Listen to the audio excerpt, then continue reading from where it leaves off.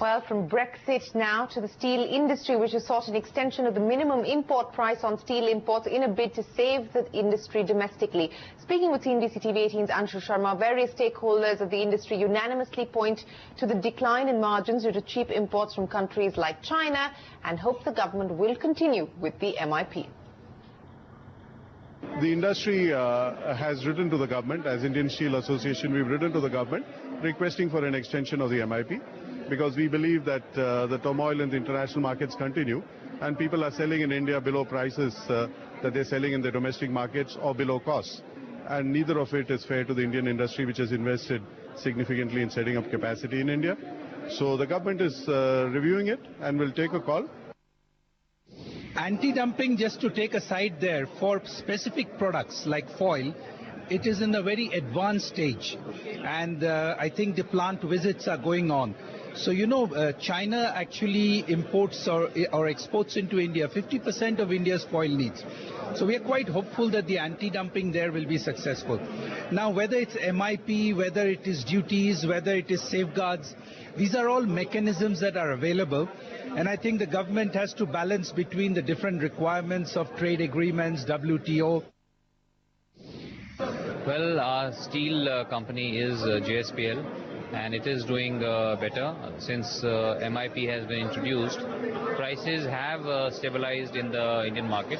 Still, I mean, even internationally and in India, demand has not really picked up. So that is the issue that we are grappling with. So, but it is still better. So we are grateful that MIP at least is there. Some protection is there. Will you be looking at extension of minimum import price? Because just in August it is going to expire. I definitely feel that government must extend MIP to protect the domestic steel industry. Otherwise, for China, it's very easy.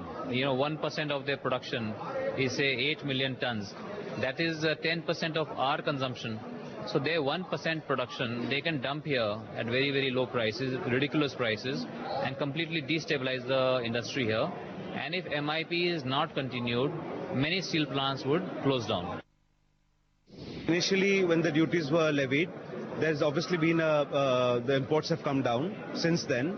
And well, any kind of protection, be it anti-dumping or MIP or safeguard, the long and short of it is that we need some kind of protection, which is right now available to us. However, the demand for steel has to also increase in India. The demand is very, very low, and in spite of the MIP being in place, the steel industries are still bleeding a lot. So I think there has to be the government has to come out with big expenditure on infrastructure, and the private sector also have to come back to spend money, so that steel consumption goes up. The steel consumption currently is very, very low, and which is affecting the prices. The MIP is currently in force till August, and at the appropriate time a decision will be taken. Steel Ministry's position has been very consistent that we need to provide a level playing field. So what we had said is that there should be minimum import price until alternative measures take effect. Well, steel industry, they're united in their stance.